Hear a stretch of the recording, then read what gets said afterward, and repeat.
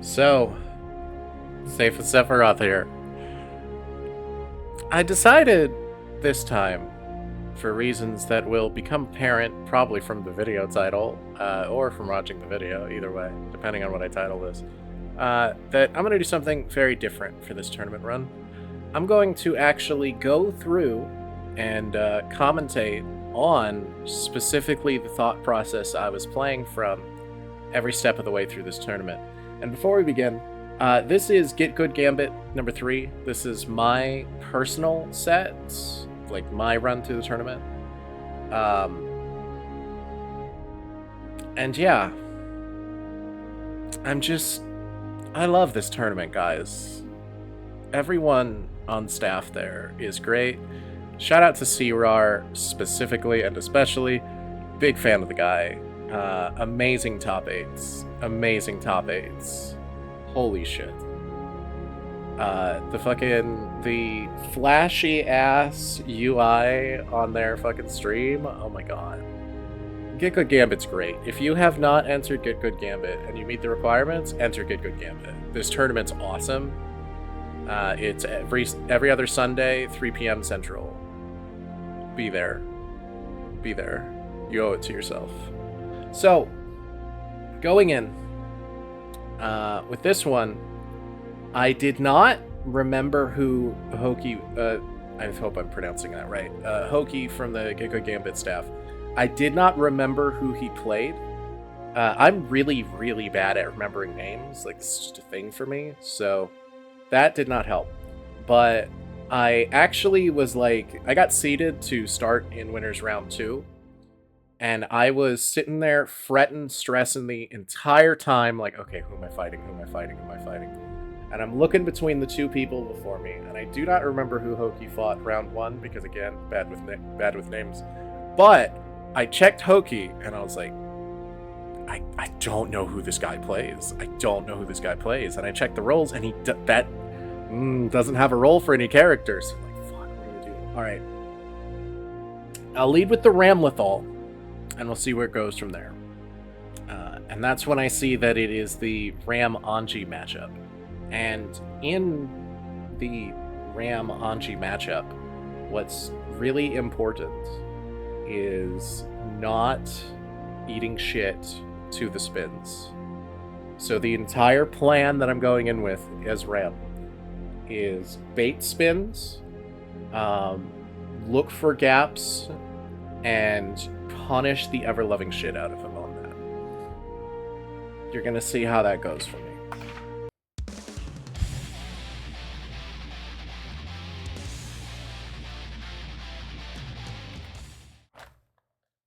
Man. Duel 1. Let's rock.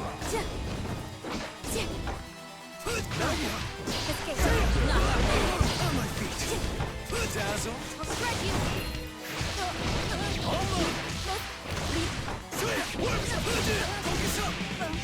Life is free. Target has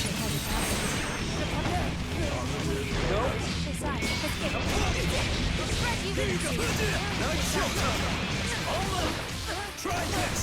recover. Mortal punch.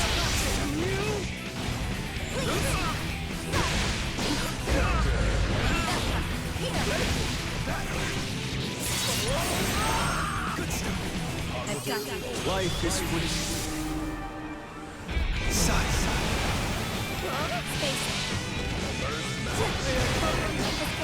Clumsy of me. Slap. I do Sword Toss there, because it's the only option I have that can't spin and kill me off of. Don't let this. On my feet.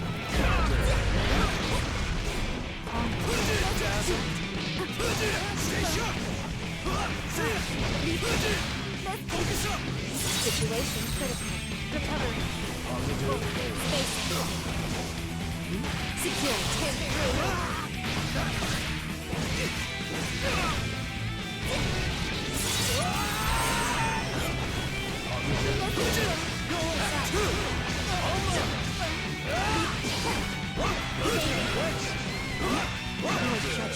YRC run out back throw is great, and Hoki clearly knows that I love that option. And that's me getting impatient and throwing fucking / round start. Don't do that against Anji.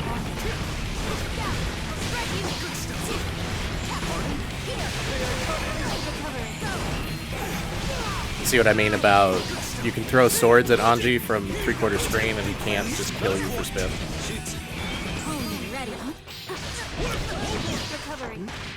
That was an attempt to YRC, but I did it too early.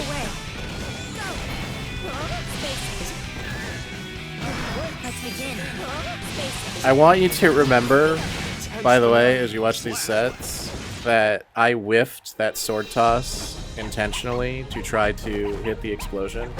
If I had delayed that parry would have hit, I would have lost this match. The entire tournament run would have not happened. There's going to be a lot of that. There's going to be a lot of moments like that this entire tournament.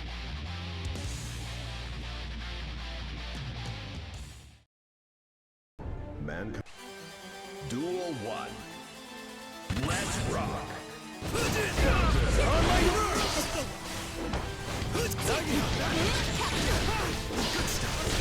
That's me whiffing inputs.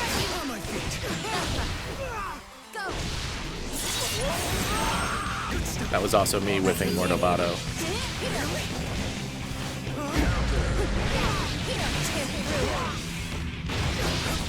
That was also me not doing my fucking RC follow-up fast enough. There's a reason I didn't play Ram after this for the rest of the tournament. The upside of having multiple characters is that when you're having an off day with one character and their inputs and shit, like you're like, man, I just cannot do dash cancels today. And instead of going, guess I'll die, you can just go, so I guess I'll play Eno.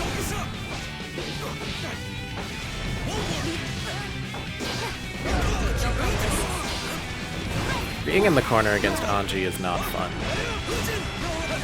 Also, I only did that there because I had the meter to PRC out of it. Don't ever throw that randomly like that. Intense finale. Slap.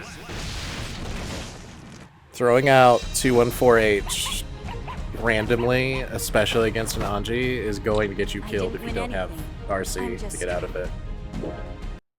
Can I just say, that's my favorite Ram change, is letting you do her giant fuck you attack, and then if it turns out to have been a bad decision, you can just go oopsie and then just not care. Man, what a great change.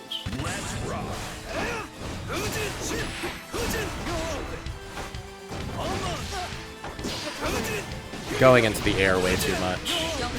The whole plan with that, the whole reason I keep doing that specifically here in this matchup, is that I'm used to fighting Anjis that do not have good anti-airs, and I'm trying to make it not obvious when I'm going for air flip kick, because it's plus on block dodge now. But you can very much see Hoki adapt to what I'm doing. I swear to you, I delayed that long enough. Fucking Anji spin, man.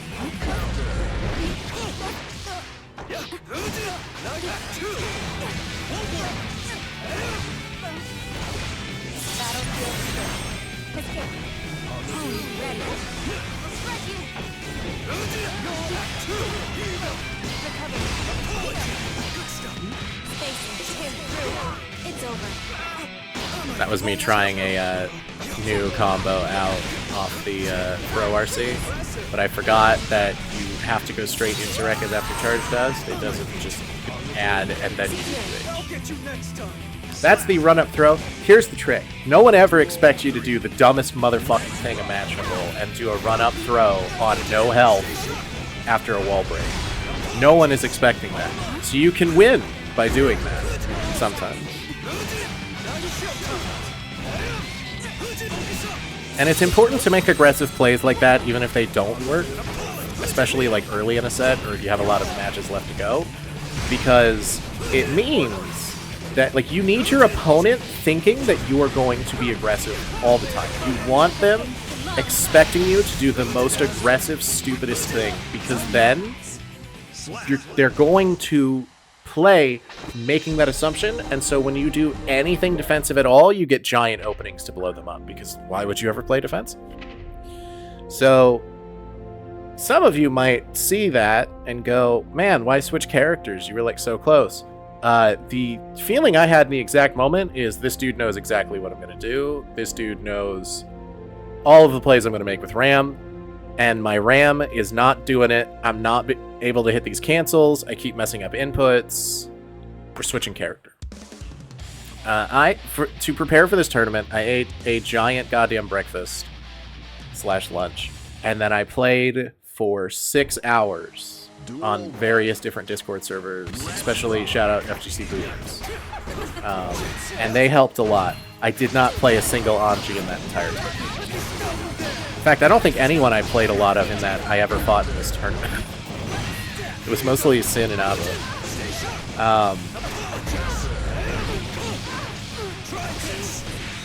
So the idea with the Eno pick here, probably should have just gone straight into Slayer, to be honest with you. But the thought process was that the Eno movement is different enough that maybe I can get away with doing shit like that. It's important to do run-up throw against Anji. You can't just sit back and block every time. So that's a dropped conversion, which breaks my heart every time that happens. Let me tell you, the toughest part of Eno is getting combos with HCL. Hitting HCL out is so hard. You wouldn't think it, but it is. So here's the thing with Anji. Almost every Anji I've ever fought, ever, if they do the hop, the throw is coming. So just in pressure, you're watching Anji. The instant that motherfucker jumps, you hold up. That's the counterplay. I have won so many matches because of that. Now, we're 2-2. Whoever wins this goes on to round 3 to be in a match on stream. If whoever loses this goes to round 1 loser's side, which is a long climb. The stakes are high. The reason I do round start K Dandy so much is because it gives you time to react to what your opponent is doing. And the reason I RC'd there is because I'm an idiot sometimes. But the thing with K-Dandy is that as long as, there's a lot of things that you can beat with K-Dandy that you couldn't react to if you did P-Dandy, right?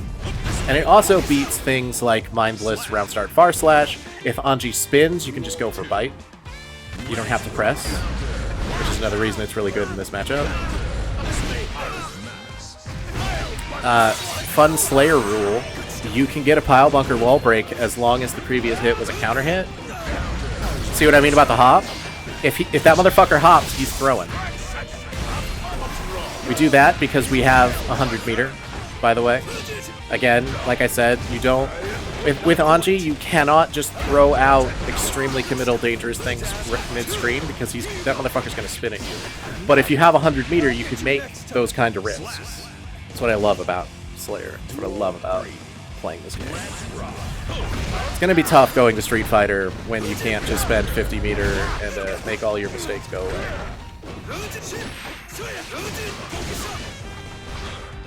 Take a breather. Now go. Notice how the throw caught me because he didn't hop beforehand.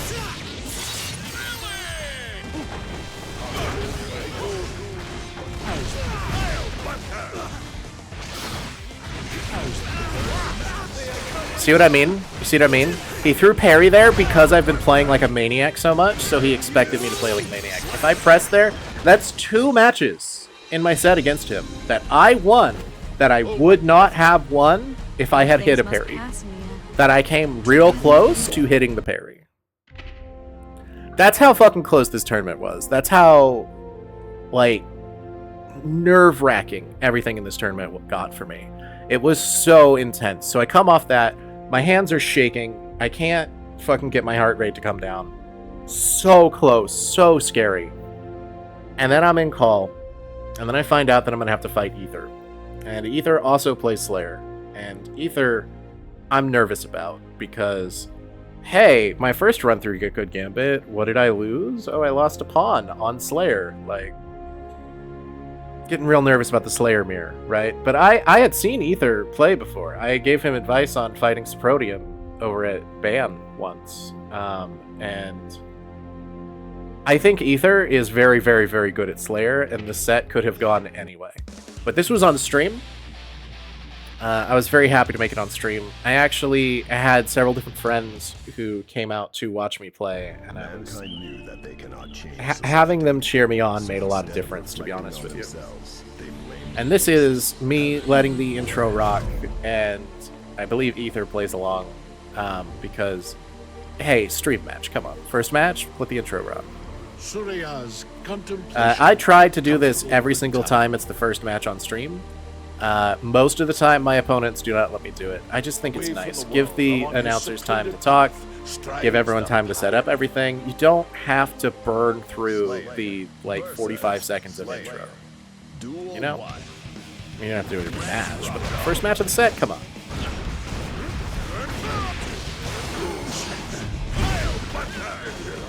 I love when we do the same thing, but one of us is, like, 2 frames faster. I love Gold Burst as an answer there, by the way. Because here's the thing, if you get hit, you're bursting anyway, and you lost health. If you Gold Burst there, you know you're going to get positive bonus. And because I had that positive bonus, I get this hard knockdown. Because I get that hard knockdown, I have pressure on me. Now he turns that around on me with some stylish stuff, but I don't win that round if I don't Gold Burst. Right? I just want to say I feel robbed that I won that, but I didn't.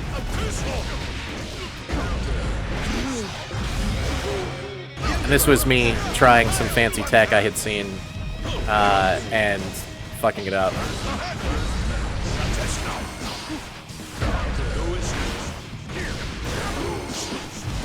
Huh, OBS kind of flipped out for a second there, that's weird.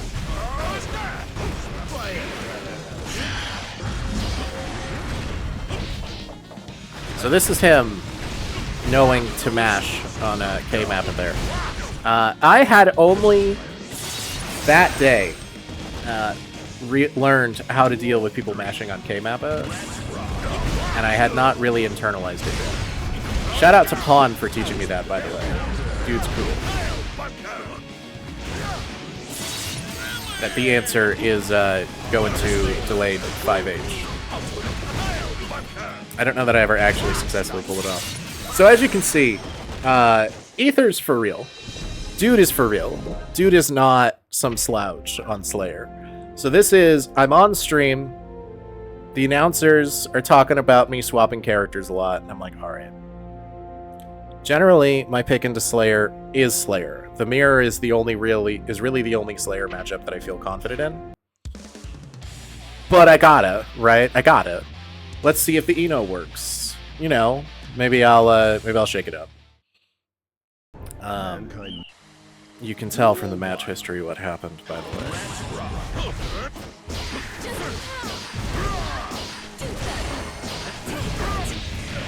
I don't use Note very often, but I found that I guessed that full screen would help cover, and it did. And that's me dropping combos. I actually don't know how to convert off that.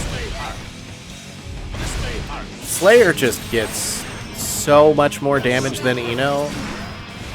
And that is Pawn knowing my shit.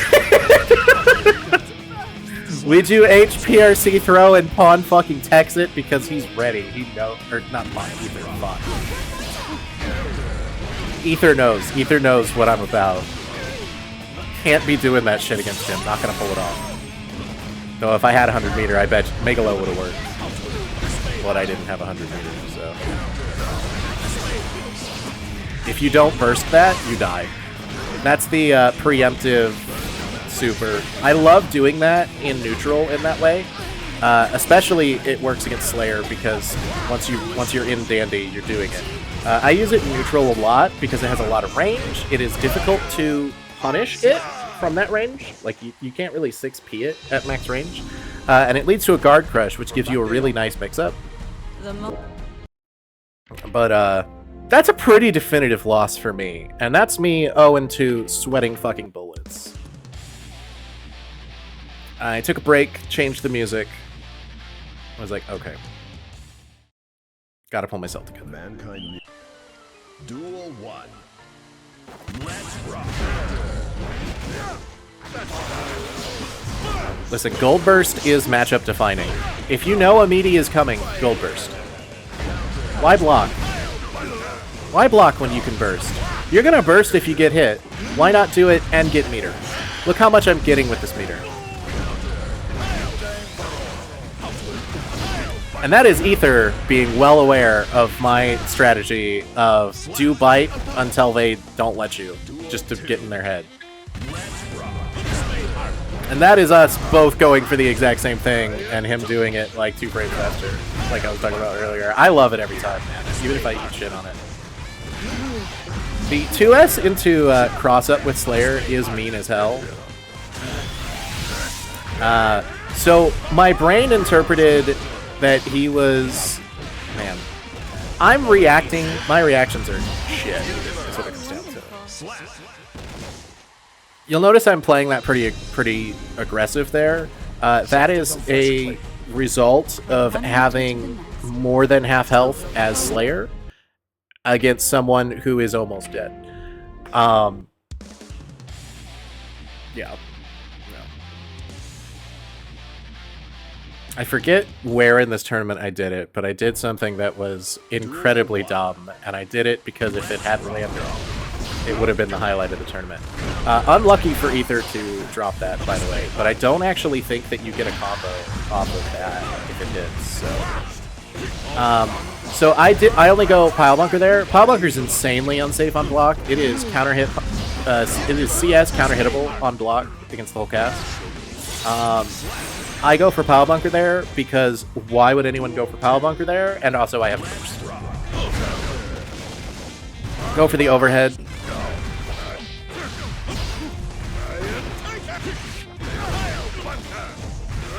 The side swap damage step is so good.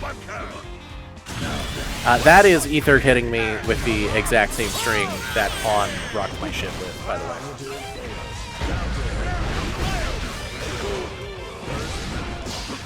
That is me whiffing the attempt. It's not a bunker loop that I was trying to do, but I was trying to bait him to Pile Bunker. That is Ether knowing my shit. Dude is aware of what I'm about. That is using K-Mappa to dodge whatever he's going to throw. I predicted that he was going to do 2H again. He in fact did 5K, which is a better choice, and I think if he had timed it, if he had thrown it out a little bit later, that's the round to him. Pretty sure. I don't know if I said I read 5H, but I actually meant 2H. Duel 1. Ether with the color palette swap to show that he's serious. I just want to say, I love that he does this. This is great. I'm a big fan of this. I do this with the music. You'll see it later in the tournament. That was my attempt at the delay into 5H there, after 2S, to catch mashing. I did not delay it, is the problem. Nerves were high. I'm over here, like, I can't... Am I going to actually reverse 3-0 fucking Ether? Like, there's no way, right? But momentum was definitely on my side with this one, I think. 6H round start is insanely risky, but it's got, like, you get a wall break if it's counter hit, and it's like a really easy wall break. You can get 6H into 6H into Pile Bunker, and it's like half someone's health bar, plus positive bonus, out the gate.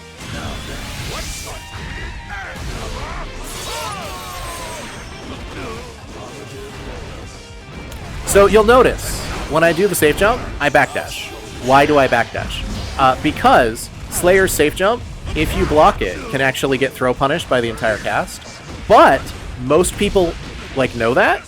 So if you do a safe jump on Slayer, they're gonna block it and then try to throw you. So what I do every single time is I do backdash into Hand of Doom. Walking hand in hand. Because it works. And there's no I have not run into anyone who counters that effectively. So this is against Zay.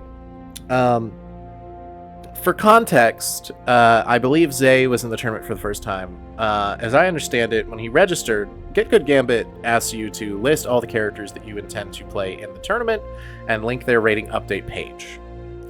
This is very important because it's a beginner-focused bracket. I believe they have recently changed the rules to be like more hardline, like, no, don't come in here as someone who's like 1700 but has an alt that's like low. Like, don't do that. Which I'm in favor of that change, honestly. But Zay came in having, as I understand it, only registered Happy Chaos and Milia. And you're going to see that that leads to some things. I personally find that if someone PRCs on round win, that's cringe and BM, and it gets me heated. And I don't think there's a single round that Zay ever won in this entire tournament that he did not PRC if he has 50. So Happy Chaos into Eno is very bad for Eno, according to most people.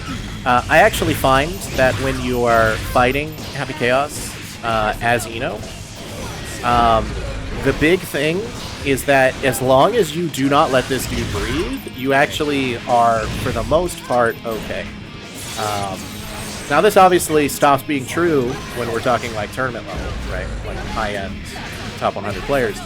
But at the level that I'm playing at, the level that this tournament is at, it works really well. So with Eno, I really, really, really love going for dash up throw because my ability to murder people with meaties is very strong. And because of that, God, that 6H whip. Canceling that early. Every time I do that, you can tell that I'm panicking. The pressure is for real. It is tough. I think my hands were shaking most of this fucking tournament. I hate that. I hate those fucking slumps. Most infuriating thing. I just want to say that I think it's a little bit odd that someone would enter a beginner tournament with a character that is clearly, like, when you have multiple characters that don't qualify for the beginner tournament, and you decide to BM the entire tournament and pick specifically knowledge check characters that tend to beat new players because people don't know how to fight them. I think that's kind of cringe. I'm gonna leave it at that. I don't really want to say too much else about that. I don't want to be rude, but like, that's kind of cringe, bro, right? Now, in my case, I actually, the friend that got me into Guilty Gear plays a few different characters, and one of them is Milligan. So I have a lot of experience in that matchup. And when I was learning Slayer, let me tell you, there was 3 characters that would not dodge me in tower, and one of them was Happy Chaos. So I learned how Happy Chaos works. I also tried learning it, and fucked up my wrist really bad, and had to never play him again, which is sad. So the Megalo whiff into Megalo again. This is part of my overarching philosophy and strategy of do the dumbest shit sometimes. Why would you ever do Megalo after Megalo didn't work? Because they don't expect that you would do that, which is why it works. So that's 2S round start. I've actually practiced a conversion off that if it gets a counter hit. That can lead to a wall break if I don't fuck up the inputs. What's funny there, you can see, if he didn't burst, he actually would have been fine. Because I canceled 6H early again. So he kind of saved me. I really wish that I had canceled that into Super, but I struggle canceling 6H. Like, I do not have a good intuition of when the wall stick is going to happen. And Eno really benefits from HKD, especially if you have the safe jump timing down, which I kind of do on wall break.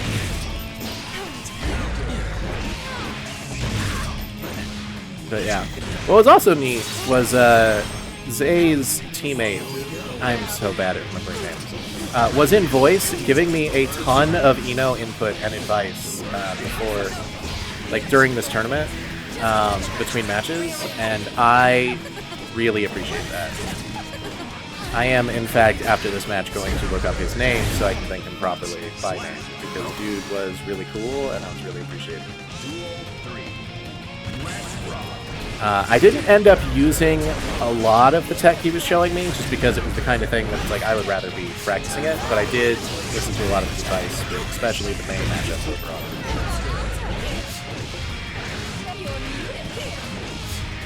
You know, there are better strings than that, but that one is just so consistent. It's so gonna work like every time.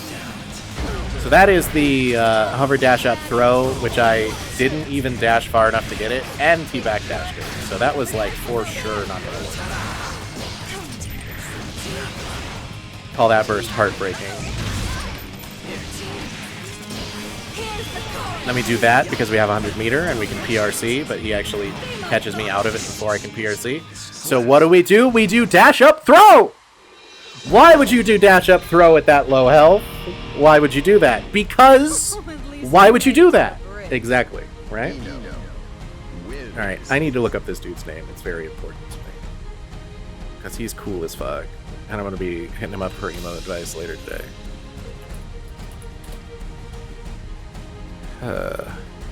Rosolution. I think that's how that's pronounced. Roselution. Dude's real rad. Shout out. I don't know that I would have won the tournament without his support. There's a lot of people. I did not win this tournament because I won it on my own merit entirely. When you have the chat on your side, when you have multiple friends cheering you on, when you have people being like, nah man, like stick to this character, you got this, play it out, right? That's the difference between taking second and taking first, to me. So again, I have a lot of experience fighting Milia, but I was forgetting a lot here how to deal with Haircar. I also want to point out, my reaction speeds are not good. If you see me block things, you can look and see that I am like blocking cross-ups before he has begun the input on the cross-up because I'm reading it that far. And sometimes that gets me killed because he does not in fact cross me up, and he realized that. Look at this dude piercing every single button. Like, what a piece of shit. Sorry. Come on, man. Why are you gonna BM people in a tournament? It's a beginner tournament, too. Like, what the fuck?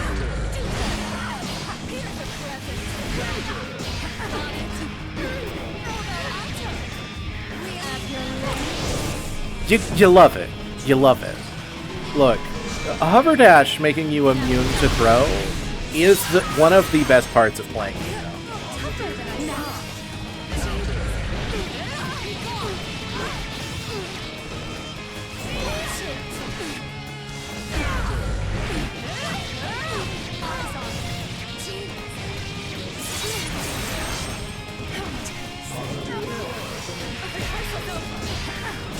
Bless you, 6P.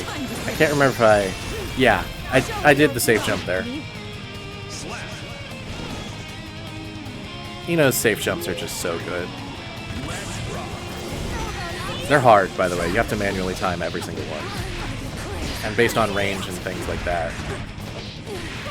That, Rosolution told me, throw note against people who are in the air. You like go to the air a lot, and that helped me there. Probably should have been doing it more often. Like, if I threw note there, that would have gone a lot better for me, I think. We go for the dash up throw! Except he sees it coming that time. Look at that! Look at me reading this shit. Look at me knowing he's gonna go for the cross up before he's even started the input on. Like, that is the Milia matchup. For me, if I don't know what you're going to do, like 2 moves before you do it, I'm boned. It's not gonna happen. I'm not reacting to shit.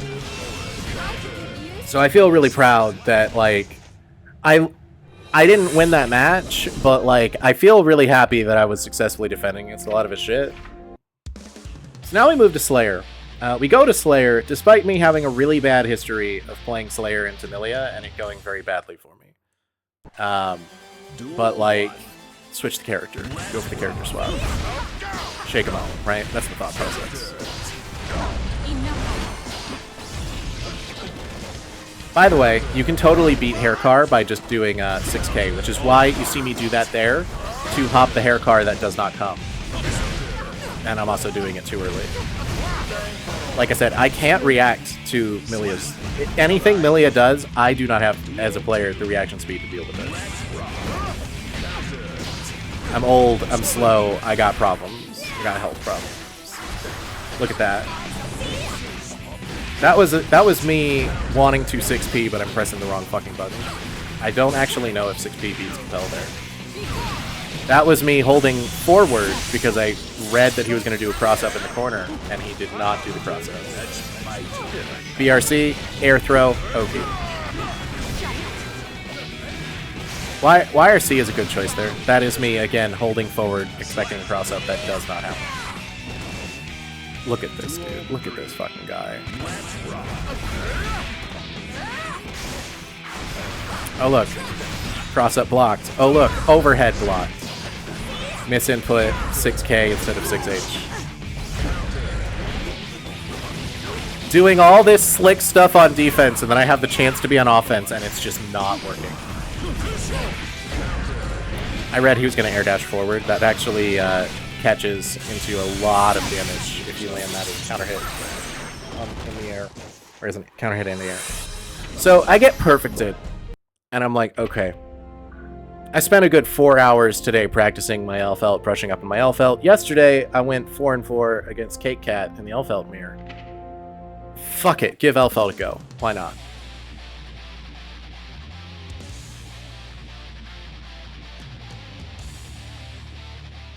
You're going to see why I did not pick L-Felt again for the rest of this tournament.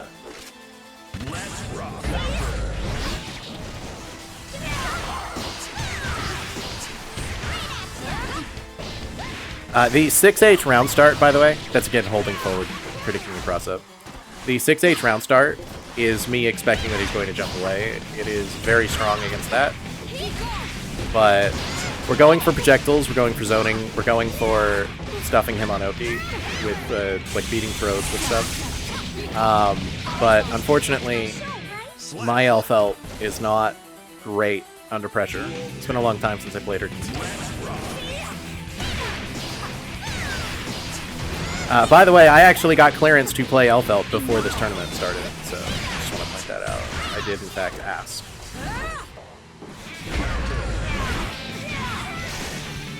Holding forward to block the cross-up that doesn't come.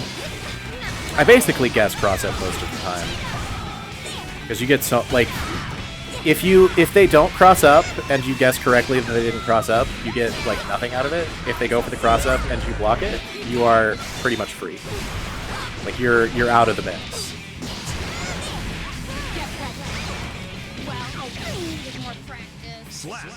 So, that was Winners Top 8, Round 1. I am now in the loser's side of Top 8. I am over here desperately watching Ether on the other side of Loser's Top 8, like, because he made it. He made it there. Desperately hoping this dude makes it. The previous match, I was watching a Potemkin play against Yarnspun Story here. I don't remember his name. The Potemkin's name. I'm very sorry. I desperately... That match was insanely close. I was over here begging for Yarnspun Story to win because I would so much rather fight a Happy Chaos than Potemkin. I spent a very long time trying to learn Potemkin before Season 4 dropped, and then all of everything I learned about fighting Potemkin got, like, none of my counterplay works anymore because they buffed the ever-loving fuck out of him. And everything that I used to do gets me killed now. I hate fighting Potemkin this season, and that's part of why I'm going to be taking the break. So we go Eno first. We go Eno, even though everyone says it's a terrible matchup, because I want to see what this guy's capable of. I want to see what I can get away with. I want to see how easily I can pressure him with Eno. And because I have the character swap in my back pocket. I have an insane amount of experience with Slayer versus Happy Chaos. Like, you go into tower, you're fighting Testament, Axel, Happy Chaos. That's what you're getting when Slayer first drops. Anyone else is dodging. Hundreds of matches against those three characters. But my Eno has gotten a lot better since back then. So I was feeling pretty confident that I could make something happen with Eno.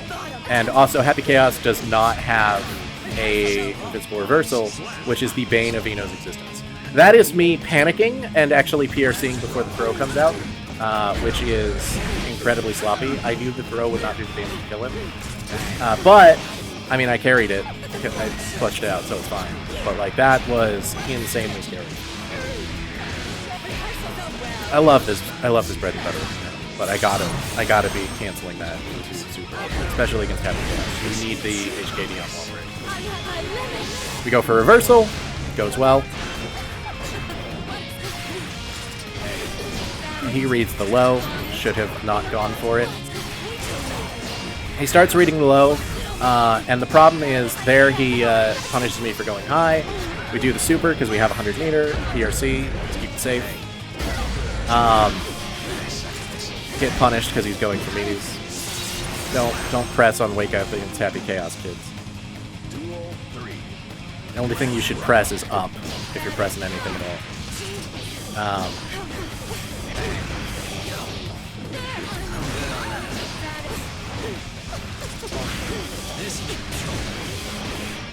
Me never able to react to a fucking dust ever. Only able to block it on read.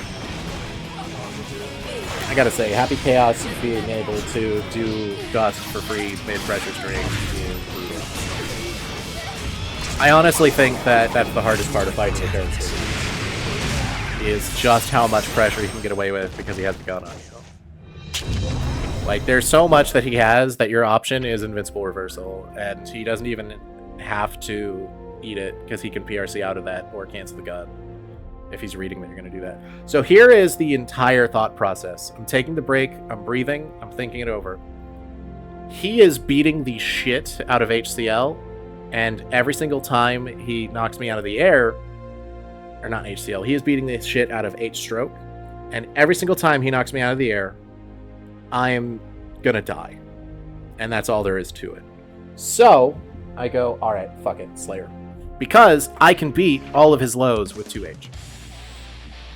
And there's a lot that he can do that I can just beat. And, again, a lot of experience in this matchup. So much experience in this matchup. We kick on Birthday Train because it's the top 8. That's the song for top 8. You need to get hype? It's Birthday Train time.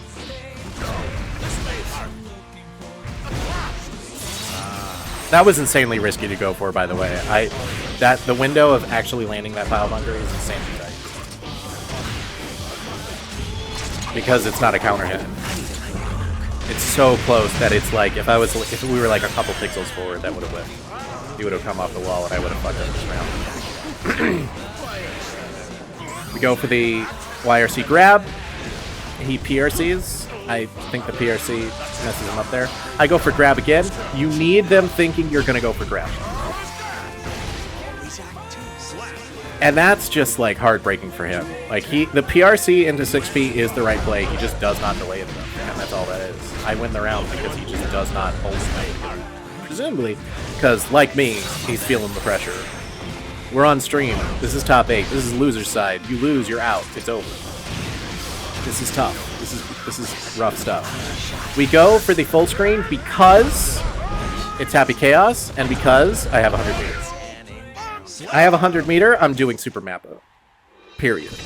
Don't die with 100 meter. Never die with 100 meter.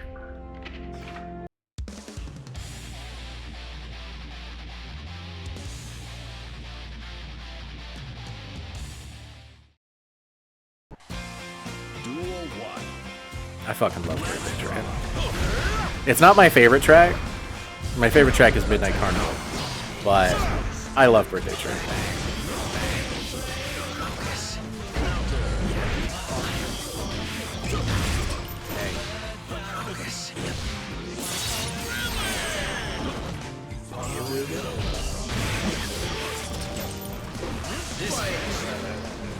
We do YRC into dash because last time I went for bite, he just walked back and stuffed it with that.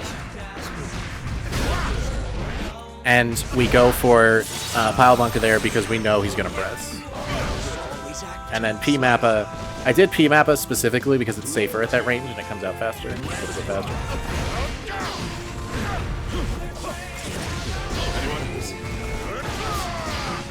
Love Master's Hammer neutral like that against people that don't know how to deal with it. You can throw it, but the throw timing is so tough. Like, it can't, let me put it this way, it can be thrown, I can't. Medium Master's Hammer is just such a button. And that is me throwing Pile Bunker and showing you why you should not do that when you don't have to do this. But also, being like, I need to do this. So I actually read he was going to throw me there, which is why I backdashed that. He did not. I knew I was going for that bite. Ain't no way I'm not going for that bite. Who are you kidding?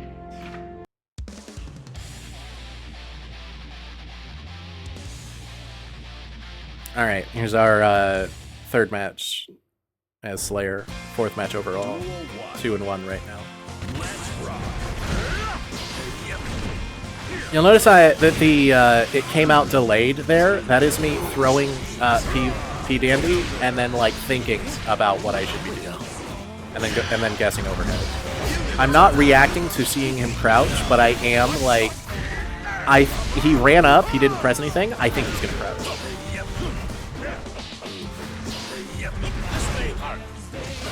Because I mean, it's the reaction of, if he had thrown something, I would still have pressed slash during the combo because I'm mentally buffering him. So this is me seeing he does not have focus. So we are getting aggressive as shit. And I just want to point out, my leverless is a guide on how to play Slayer. And it just says to use 6p against everything. And that round right there is why it says use 6p against everything. God, you know, Deflect Shield gets me killed a lot. But I do love it when it works. We go for another bite. We go for another bite. I should have RC'd the previous bite. That was trolling his shit. But I needed to get in his head. But I really should have been doing that earlier in the set. And that's the goal. But we do this because can you imagine if that hit? Can you imagine if that hit, though? Can you imagine if that hit, though? It didn't, but can you imagine? That goes in the highlight reel for sure if that hits. Okay, so here's our thought process. My very good friend, mentor, person who got me into Guilty Gear, after my match with Yarnspun Story, goes, listen, do not character swap. Have confidence. And the announcers also said as much, and I was like, okay. I'm gonna believe in my Eno. So we go against a Mei who I'd been watching play against Ether, and she beat him as Slayer. And I was like, I don't trust that I can win this as Slayer immediately after she beat the Slayer. We go for the letting the intro rock, by the way. Like I said, top 8, first match, you let the intro rock. I was also, like, a lot of people were saying Eno Mei is really rough. I don't actually think that it's bad at this level, at least, at any Mei I've fought. Because the thing is, Mei at this level is like, they're going to throw Dolphin, and they're going to be throwing mids that you go under with 8-stroke. So, just do that. Just do that every time. I'd also played an insanely good Mei earlier today who played nothing like any other Mei, and even against her, I was able to beat a lot with 8-stroke. So we're going for 8-stroke. She's throwing the mid-screen, I think I'm pretty sure that's 6p. Because she's expecting that. Waffle over here. Waffle does not know what it is to hold defense. Waffle has never blocked in his life. Her life. That was me going for that guard crush in the corner, and Waffle throwing a reversal super. You do not actually have invuln to use that super in air ever at any point. So, look at these matches. Look at these fucking matches. We jumping, we jumping. We waiting. We go for H-stroke.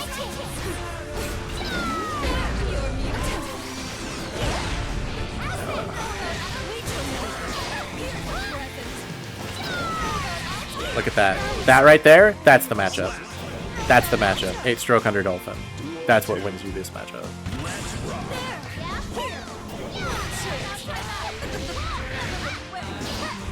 That is a whiffed HCL. That should have been a wall braid, but I whiffed it for very many such cases.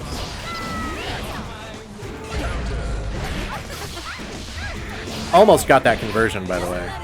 Never actually landed that in a match before. That was me testing. I didn't know if I actually could beat that projectile at that range. Do this. They block it. I was trying to block that, but like that, you can't cancel JK to block that. For the briefest moment when that hit, I thought we had done a double kill, but Mei has too much health for that to kill. Which is unfortunate.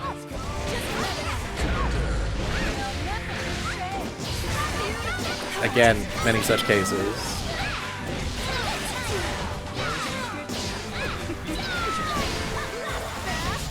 The gold burst feels like the correct insane play against this player, which is Waffle not pressing the offense was mind-blowing. Hard knockdown, this is where you want to be.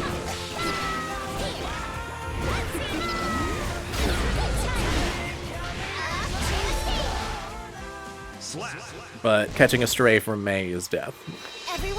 So, it's the loser's side. I'm against a Mei that I just watched rock, like, well, not rock, but like beat Ether. Keep hearing this is a tough matchup. Not going great. My offense is getting stuffed by mashing. I take a breath. And I change the music. Pretty sure this is when I did that anyway. Mankind. Yeah, Midnight Carnival. It's Ino's boss fight theme from the game that she's from, GGXX Midnight Carnival. So, I have always wanted to capture that feeling of like you are against Ino, the boss music is on, you be afraid, fear. I believe that that particular projectile was trying to catch me, trying to HCL under it, or H-stroke under it, but there is no way I'm doing H-stroke that range. Part of me wanted to go for Megalo there, but I did not believe in myself doing the cross-up input fast enough, so I just did. So that nonsense right there, the dolphin into the jump, into the stuff, that is like my demon in this match so far. And figuring out how to beat that is going to be key to winning this. That was going for throw again, but the mash catches me again. Pretty proud of that. I'm feeling out ways to beat this hanging out in the air nonsense. And that's me fishing for the burst. Like, I'm not going to bait it. I don't have 50 RC, or 50 tension. But I was fishing for trying to get the burst out so I could have that gone the next round. And, like, not have to keep dealing with that. I actually did not know that that was going to hit, by the way. Out here panicking RCing. I was fucking scared as shit that I was gonna get blocked on that S-stroke.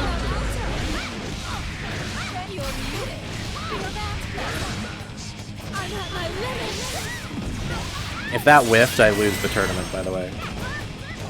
The mental damage alone would have killed me. And again, Waffle goes for the wake-up throw. Love, by the way, they actually baited and blocked the RC, but the option they chose did not have the range to hit me afterwards. That also would have been a like, that round was lost if that had hit. So many of these matches are won by the narrowest of margins. This is not a tournament that I just came in and like stomped everything. This was hair fucking tingling, spine tingling, hair raising, scary as shit matches constantly. I had actually been given the advice not to use HCL against Mei because she's so short that it misses in a lot of situations where it otherwise wouldn't. By the way, just want to say, given that Waffle has mashed on defense every single time to this point, that was an incredibly risky play. But I had burst, so I went for it. I also had like 90% of my health, so you're going for the mental damage. Like that, the entire root of my playstyle is to go for. You have to make the opponent tilted. You have to get them frustrated. You You have to get them doing things that are not the right play.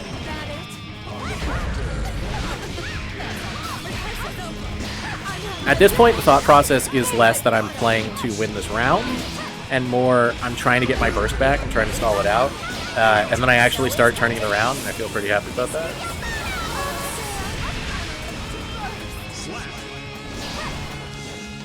My original plan was to charge that, but I let it go when I saw the super, because I'm just going to eat it if I don't.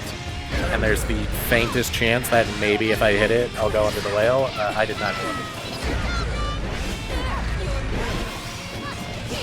And that is what we call a panic attempt at a red RC.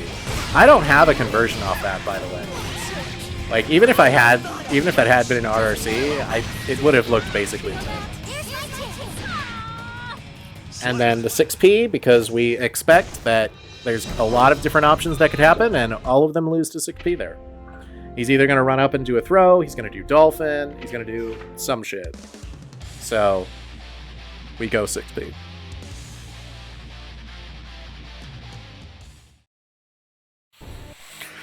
Duel 1.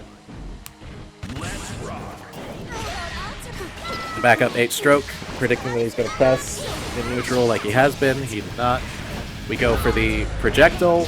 I had been given the advice to use it against mains, and I did not do a good job of taking that advice on the whole, but it worked there. I love this string on pressure. The JK into 2K into 2D. It's important to mix it up and not just do that every time, which is an issue that I struggle with, because it's so good.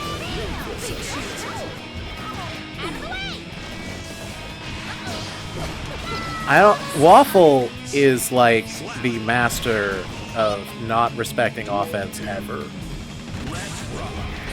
And I'm convinced the only way to beat Waffle is to play with the assumption that you're not...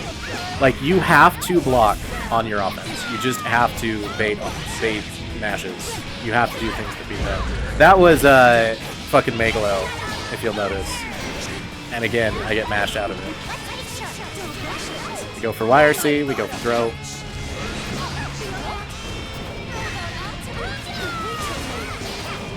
Rare case of Waffle actually holding offense.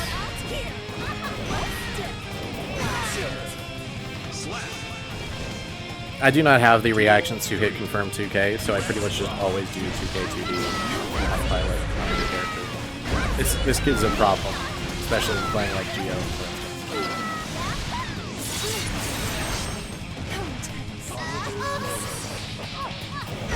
Felt the grab coming, the command grab, mashing 2P. Probably should not mash 2P, but, you know, that was, yeah. Very unfortunate. Many such cases. Alright, final match against Waffle. Could be the final match of the tournament. You can see the match history, so you know it's not, but, you know. Pressure is high. Duel 1.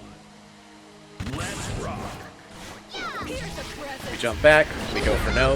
We want to shake up what we're doing. We don't want to just approach with 8-stroke every time. Doesn't end up paying off in a huge way, but yeah. We go for throw. You know, maybe this is the reason that Waffle presses all the time, is because I do back throw.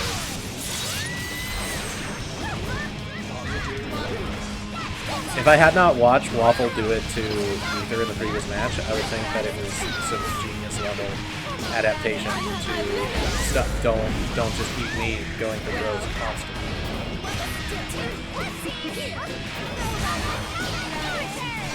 A round saving burst there, but ended up landing that. Hey, dropkick is good.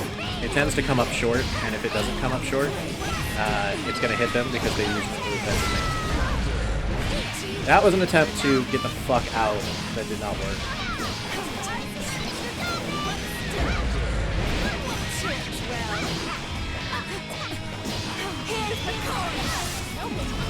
I was positive I was going to eat Loki there. Also want to point out, Waffle did not know that you can block up a close slash on that. Just a prick. If she would have, I don't know, probably should have looked at it. If Waffle had known that, I die there. But, you know, final match, final round, insanely close. I have a conversion off that. I can't remember how to do it. Panic and drop it. Me mashing on defense.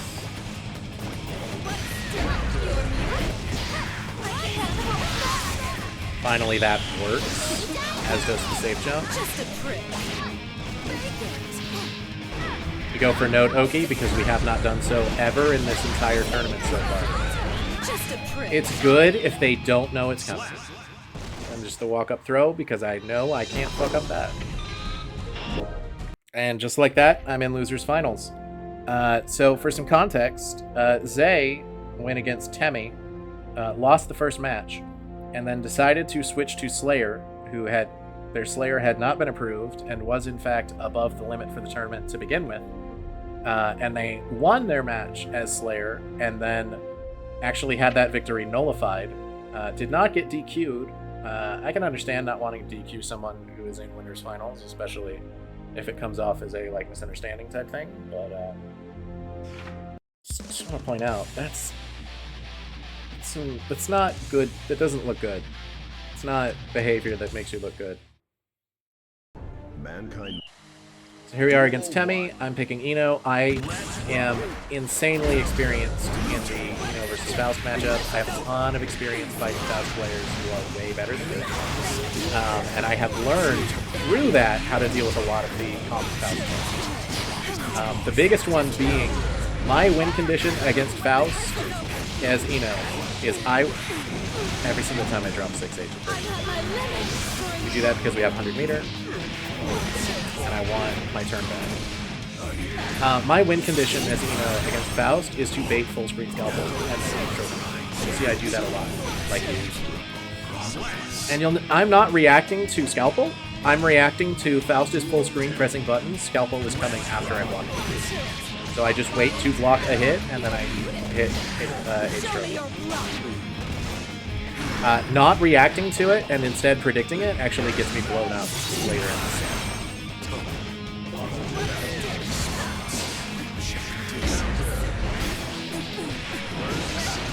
I love JH. Again, 100 meter, we go for it because of that. Probably didn't need.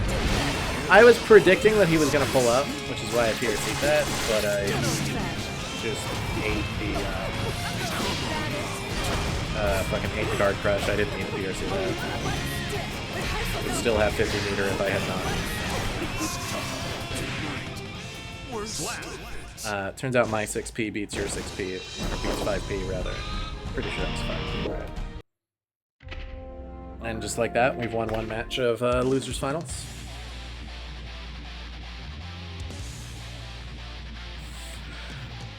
Duel 1. Let's rock.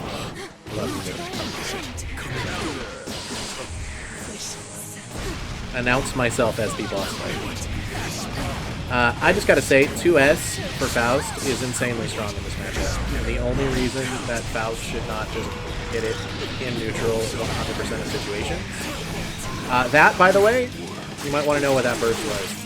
That was me knowing that if I don't burst there, what dude does is hit me and then do the, like, they do scalpel, they do the fucking quasi command throw, and I go through the wall. Duel 2. Let's rock.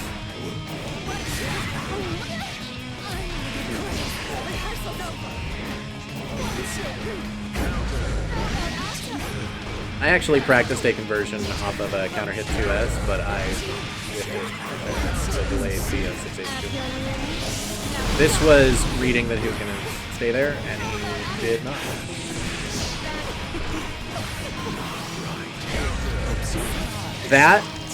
That was me predicting it. That's what I'm talking about when I say I got blown up for trying to HCL the scalpel. I did it too early. Because it's not a reaction, it's a prediction. Which means I did not I was not waiting long enough to catch the block. Did not switch character. Again, mentor told me, have confidence, stick with it. We kick on Rokumon, which I wish I liked playing Baiken, because as a character, thematically, story, music, one of my favorites. Rokumon is sick. And I was like, okay, I need to pump myself up. I need music that's going to do that.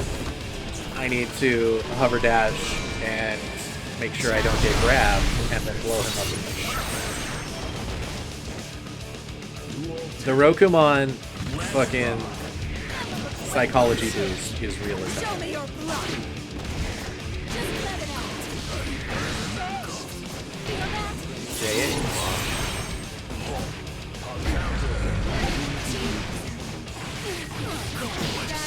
Feel that?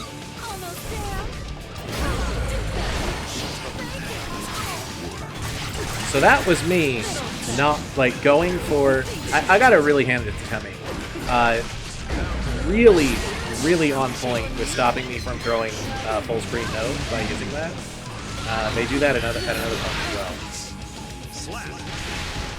Like, really good at... I can only assume they were reacting to it because they did not go for the PRC full screen grab that often, which makes me think that they, at some level, knew that it just projectiles. What I said about how we're predicting those.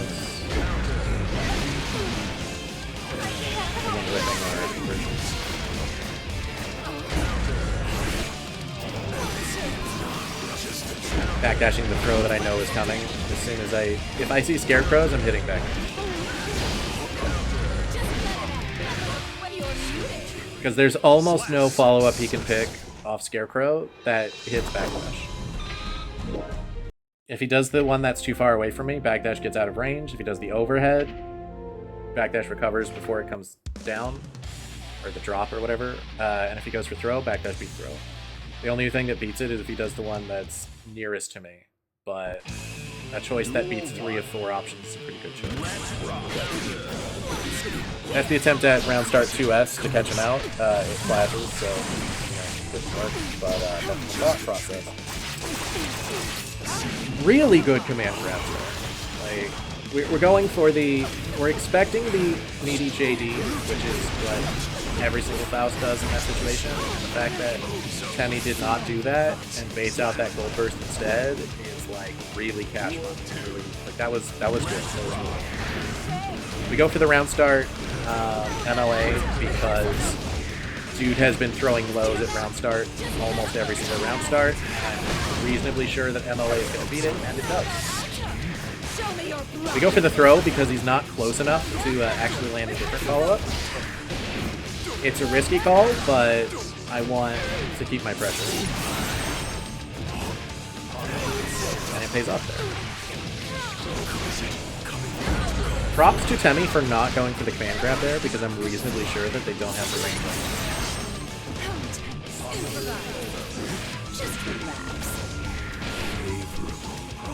And that right there is why we go for the throw so often, because JH would not have hit if they knew the match. But I go for throw in the dumbest situations, which means people read throw coming in the dumbest situations. With throw.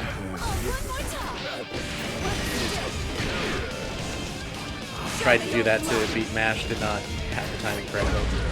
I understand fundamentally how to beat Mash with Eno, but it's not easy. So earlier in this tournament, I actually went to the Strive Discord and asked them, like, hey, what's my option that beats 6P? I gotta be beaten 6P in my pressure strings. And with that, I'm on to Grand Finals on the loser's side, or against Zay. As mentioned before, I do the Slayer right out. I know whatever this dude picks, I'm confident in my Slayer against it. He goes Happy Chaos. I'm like, alright, right on. We do Birthday Train, it's Grand Finals. Zay, of course, matches with the intro, doesn't let it out. It's Grand Finals, man, come on. We're playing this game. You don't want to burst after the second hit when you're that high in the sky. You want to hold that until you're lower.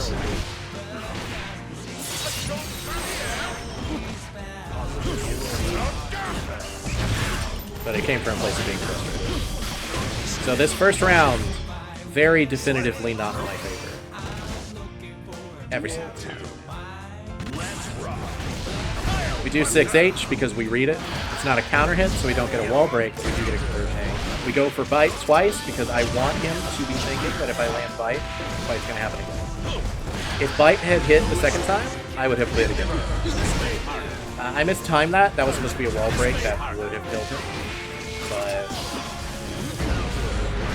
we do backdash there because what I'm trying to do is throw off his offense. He tends to run the exact same offense, so I'm trying to do things that make it so that he doesn't get his conversion.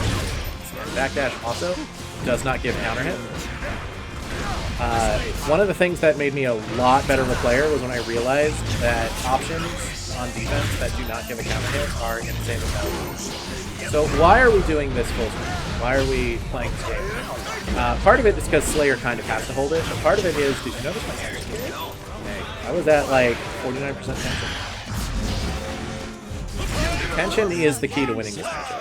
Like, if he's in close, it gives you YRC, it gives you that RPS, and if you win that RPS, you're killing him.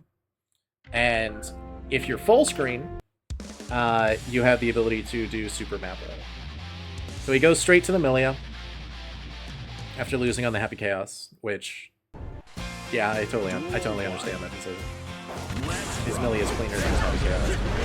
But also, I do know how to beat. Like, he beat the Slayer earlier with the Milia, but I understand. Look at that. Look at that prediction. Look at me knowing Bad Moon is going to come. Look at him knowing that I'm going to go for bite.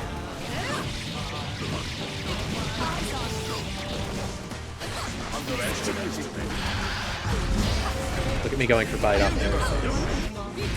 That was a terrible quote-unquote follow-up. Look at me. You'll notice I'm crouching, and then I stand up to block Bad Moon. That is not just an accident. I know this dude's going for Bad Moon.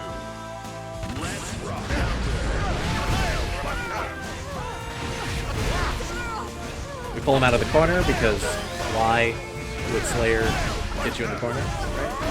Right? Why would Slayer want to side swap into the corner? Perfect. Definitive. Conclusive. I'm on loser's side. Grand Finals 2-0.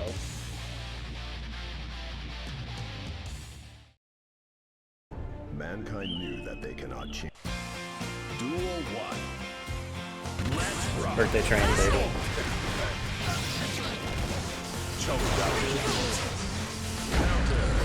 Also, gotta say, to Zay's credit, he does start realizing that I'm just gonna keep blocking Badman. I actually read that he was gonna do car there because that means car and air car, and he did not. So he realizes I'm gonna block Badman there, and he starts going for the low. I know that you can mash if he is in that range,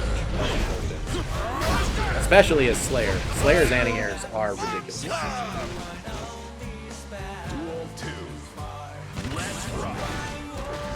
We do 2S round start because we read that he's going to do something that it beats, and he just jumps in. Standing up, eating hair card, leading the bad news coming.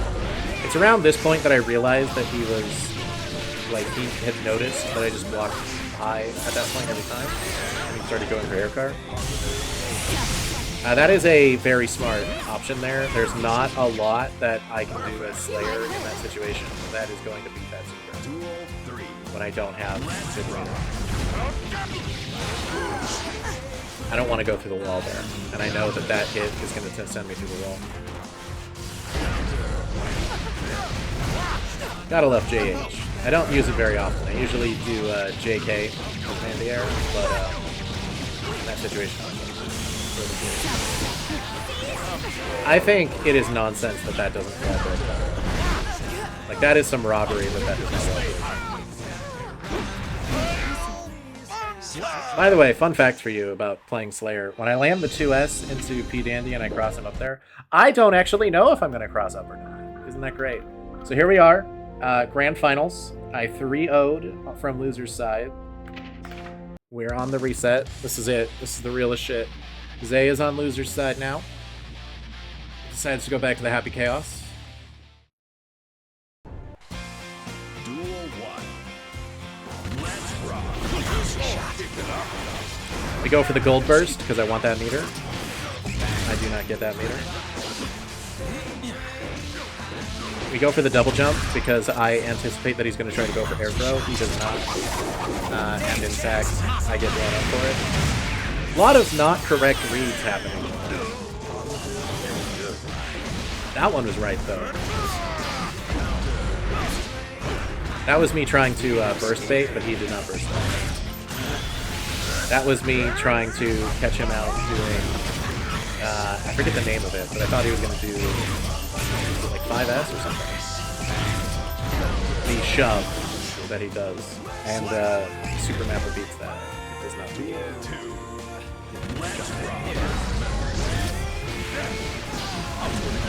That was an attempt at close slash anti-air, but he was not actually in close slash range. Very important to jump these grenades if you can, because it keeps him from getting his focus back as quickly. Which, all you have to do to beat him is beat one of his resources. You don't have to run him out of bullets, necessarily, if you can run him out of bullets. Love it. It is so delightful to land Super Mappa because they jump and they can't block during. And there we go. Duel 3. Let's rock. We do Pile Bunker because I'm reading him doing anything aggressive. If you do anything aggressive there, the odds are very high that it loses Pile Bunker. But he probably realized that something like that was going to happen. Super Mappa here is the plug. You need to be using supers to get wall breaks and Happy Chaos. Because if you do not... See what I mean earlier? I mentioned this earlier.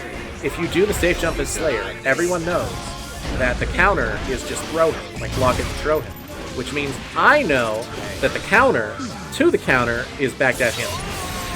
And if I had been more on point, I would have RC'd that and just gone around that line. Slayer 5P is such a wonderful normal when the enemy is not on the floor. 1-0, Grand Finals on the reset.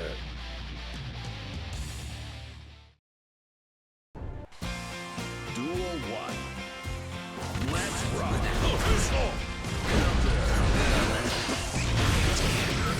We go for the dash because we're hoping that we might get in there before he's in range, but we don't. 6H does not hit that because it is not a counter hit, and it is not point blank. If you well stick point blank with Slayer with Pile Bunker, you cannot go for Pile Bunker. I had remembered that you can't do with Pile Bunker, and I wanted the extra damage, so for 6H, 6H also does not. I forgot. Situations where Pile Bunker does not work, 6H also does not work. That's one of those situations, by the way, that if I had my dash cancels down, I could have dash canceled that throw and it would have hit him. But he was just out of range. But unfortunately,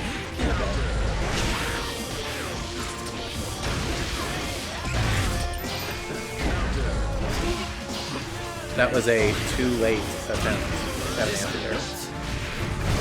We mashing. We know he's going to do some shit. Mashing you.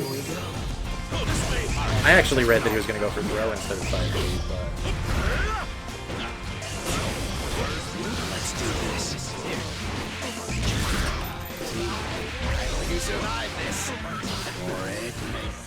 I think going for focus there was a giant mistake. But you don't want to be in a situation where you're low health, Slayer has 50 meter, and you aren't killing him when you put it.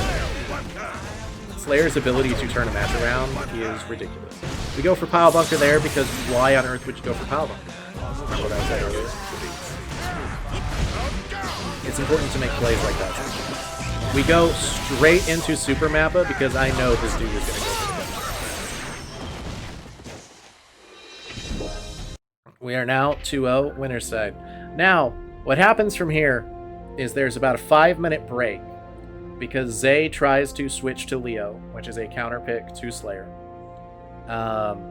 He did not get approval in advance to play his Leo, and they linked me his rating update, where he was... The limit is 1500 and he is 1497 on Leo. And they're like, hey, do you want to let him play Leo? Like, it's up to you, you're his opponent. And I was like, no. No? You kidding? Hell no. Here's the thing. If he was not PRCing every single round, if he was not BMing constantly against every opponent he fought, if he had not tried to pull that shit with the Slayer previously, I would have just let him do it. I would have been like, that's fine. But he's been such an ass about it the entire time, and he'd already tried to get away with Smurf kind of character. Ain't no way. Play the characters you pick. Play by the rules of the tournament. I have. Everyone else here has. You're not special. So he goes back to the Milia. I've been iced out by this. I suffer really bad from long pauses. So you can see here, he's playing his ass off. Duel 2. Let's rock.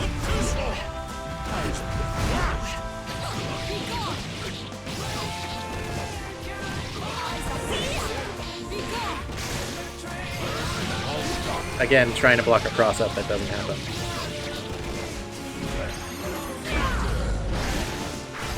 I don't know how that throw goes. Here I go. The backdash BRC there is an interesting choice. I wouldn't have thought to do that. I would think that backdash, like, I don't know what I do that loses, that would lose to backdash BRC, but not to backdash, right? Like, I genuinely wonder what he thought I was going to throw there. Like, maybe 2K would beat backdash, but I don't think it does. I'm pretty sure you can backdash with 2K. Maybe he just wanted to be sure.